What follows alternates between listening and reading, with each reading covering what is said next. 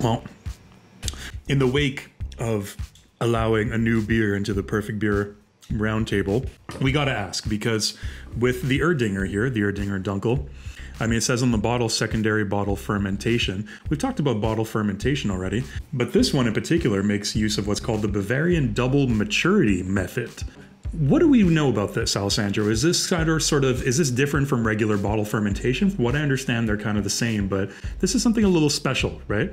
It definitely is. Sure, like people that can be a little bit more specific about this than I can, but the main concept is that the beer, after it finishes the first regular fermentation, and let's not forget, wheat beer uses ale yeast, so it's not the same type of yeast that lager uses. Yeah.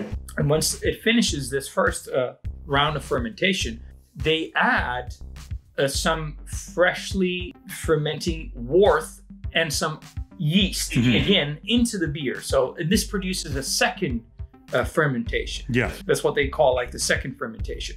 And then it's bottled or barreled, depending on like where the beer is going, and it's left to mature for 30 days in the bottle or in the barrel. And this is what produces this extra carbonation and also all those layers of complexity that we can taste when we are experiencing this amazing beer.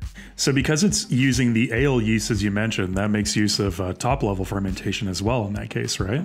You are correct, my friend. So anytime you're using ale yeast, you're using top fermentation, and that is producing all of those aromas like the banana, the clove, like all those like esters that are coming through that you normally don't find in lagers because they use a different strain and a different type of yeast that is completely different. It's bottom fermenting. Sorry, it's usually happening at a way lower temperature compared to the ales and top fermenting yeast.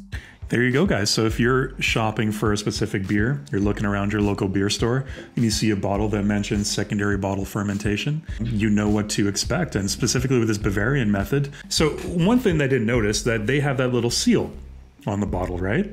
So is there something specific about their method? Because I was reading on their website that they're very particular about this, and that everything is done a certain way to achieve this kind of certification.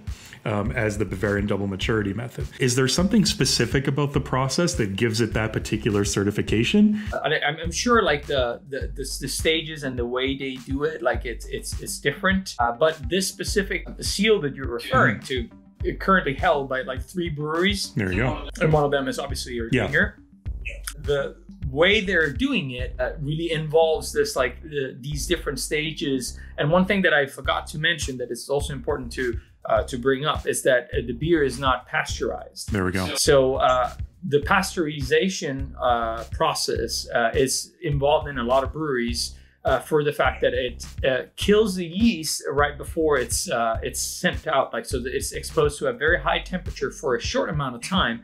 And that obviously stops the fermentation, but this beer is never pasteurized. So the yeast keeps evolving the beer also after it leaves the brewery. So it's never pasteurized. So that's also another important step to keep in mind when you're thinking about the overall process. Well, there you go, guys. Just another tip to keep in mind when shopping for your beer. When you see the double fermentation, the secondary bottle fermentation, you know what to expect.